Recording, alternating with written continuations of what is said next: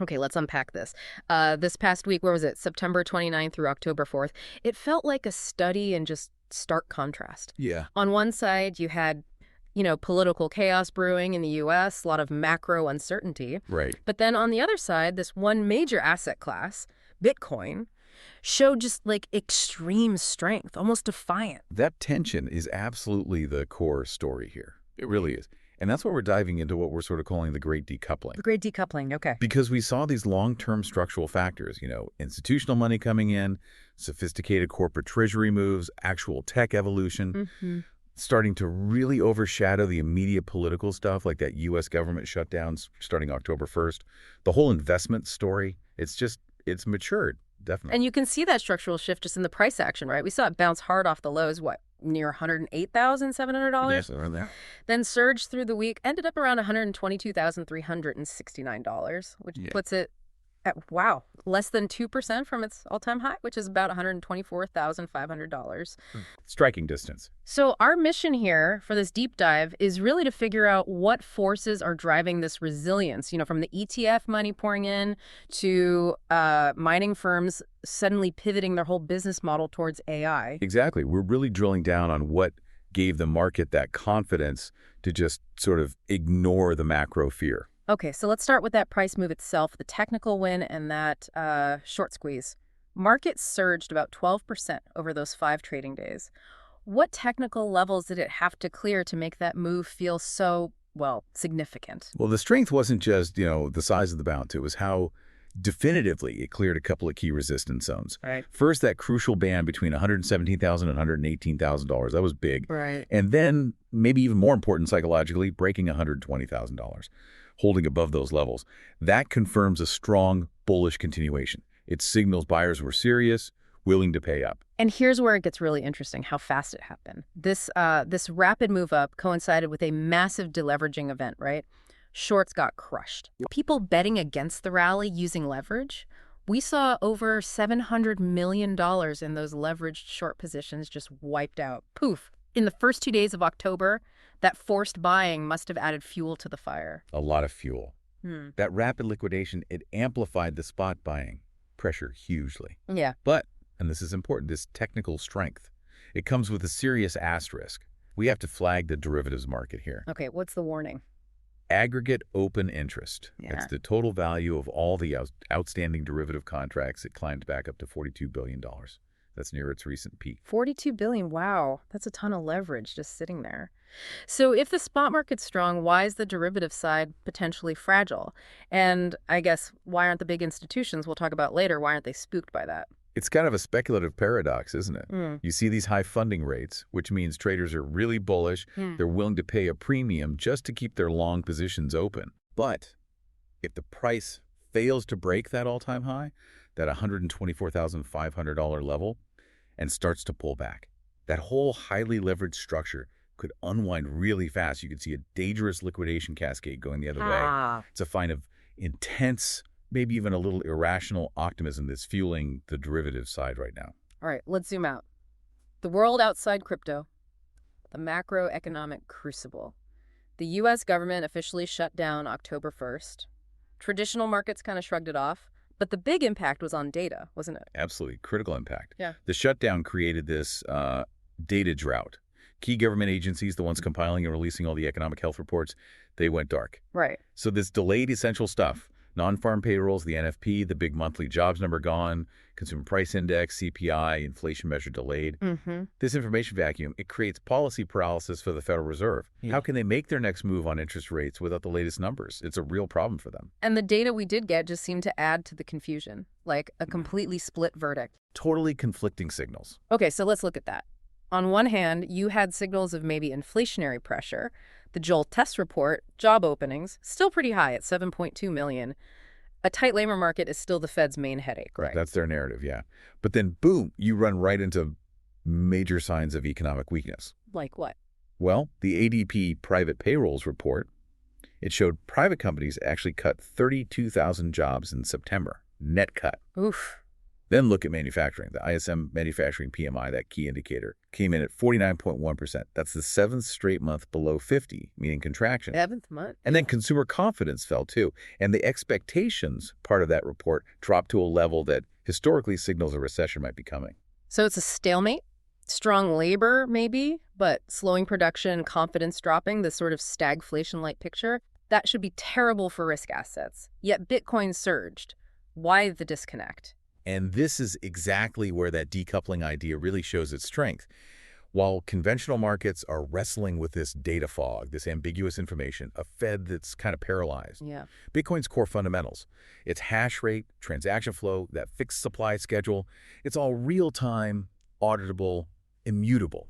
It doesn't care about government shutdowns. Right. When the government's data feed goes dark or becomes unreliable, the certainty and the predictability of a rules-based monetary system suddenly looks, well, a lot more attractive. Okay, let's shift gears to the structural engine behind this rally, the institutional and corporate money.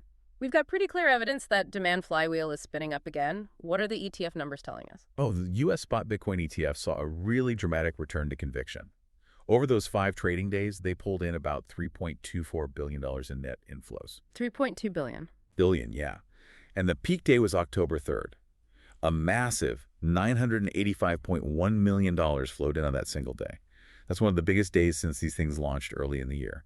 This isn't just casual buying. This is rapid, significant allocation. And we heard rumblings that this demand is maybe forcing the hand of some of the big institutional gatekeepers, specifically Vanguard Group. They've been famously skeptical, blocked access to spot ETFs. Yeah. Now they're reviewing that policy. Yeah, reports suggest they are reviewing it, Yeah. driven by client demand and seeing their competitors succeed with these products. What's the implication if Vanguard actually reverses course? That seems huge. It's profound. Yeah. Because it massively de-risks the asset for a whole class of conservative wealth managers and advisors. Yeah. Vanguard saying yes, or even just maybe, changes the conversation from should we hold Bitcoin to how much should we allocate. Right. That potentially unlocks access for trillions, literally trillions of dollars in wealth management capital that's currently sitting on the sidelines.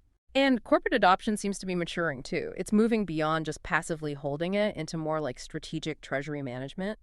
What were the standout corporate moves this week? We saw 2 really big non-speculative purchases.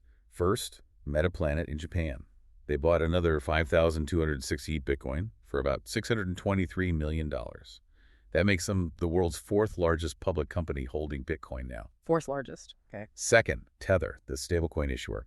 They did a programmed $1 billion purchase, buying 8,888 Bitcoin. This is part of their policy to put 15% of their net profits into Bitcoin. Wow.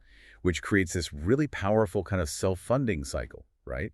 The growth of the whole crypto ecosystem through Tether usage directly funds more non-speculative Bitcoin buying. And crucially, there was some regulatory clarity from the U.S. Treasury that helps corporates, right? Removed a big barrier. This might have been the biggest long-term bullish signal of the whole week, honestly. The Treasury and the IRS issued guidance clarifying something really important about the corporate alternative minimum tax, the CAMT. Okay, what was it? They clarified that unrealized gains on digital assets held by corporations will not be subject to that 15% minimum tax. That tax uncertainty had made holding Bitcoin on the balance sheet pretty unpredictable for CFOs. Removing that hurdle makes Bitcoin a much more predictable, manageable balance sheet option. It significantly de-risks the whole corporate treasury strategy. So institutional money pouring in via ETFs, potential major gatekeepers like Vanguard reconsidering, corporates getting tax clarity. It's no wonder Wall Street analysts are bumping up their targets. We saw firms like JP Morgan, Standard Chartered, VanEck, Citi, targets now ranging from, $133,000 up to $200,000 for Q4 or year-end. That consensus shift is really key. Wall Street has moved beyond just, facilitating access. Now they're actively setting ambitious targets and trying to attract capital based on those bullish expectations. Okay, let's talk utility. Bitcoin seems to be evolving beyond just being a passive store of value. What's this Cambrian explosion of layer 2 solutions telling us about where the asset's headed? It's telling us that Bitcoin is rapidly becoming a productive asset, an asset capable of generating yield. How so? This is being driven by something called BTCI, basically, DeFi, decentralized finance, but built on or secured by Bitcoin itself. Okay, BTCF. So, for example, Starknet, which is actually an Ethereum layer 2, launched this initiative. It involves a trustless way to stake wrapped Bitcoin to help secure their network. And they backed it with significant incentives, like 100 million of their STRK tokens. This ability to use your Bitcoin as collateral to put it to work and earn yield, that's a major new source of demand, especially for institutions who need their assets to be productive. And the mining sector is also evolving, responding to tech trends by changing its business model pretty fundamentally. Tell us about this pivot towards AI by the miners. Yeah, this is a huge strategic shift we're seeing. Mining companies, they're experts at sourcing cheap power and running these massive high-density data centers, right? Right, that's their bread and butter. So now they're leveraging that expertise and infrastructure to pivot towards high-performance computing, HPC, specifically for AI cloud services. Interesting. We saw IRN, for example, make a massive $674 million purchase of NVIDIA and AMD GPUs, the chips needed for AI. They're projecting something like $500 million in annualized revenue just from AI cloud services by early 2026. Wow, $500 million. So this transforms the mining sector. They're not just single commodity producers minting Bitcoin anymore. They're becoming diversified infrastructure plays. And importantly, this fundamentally addresses that long-term economic challenge they face from the Bitcoin halving, where their block rewards get cut in half every 4 years. Diversification. Makes sense.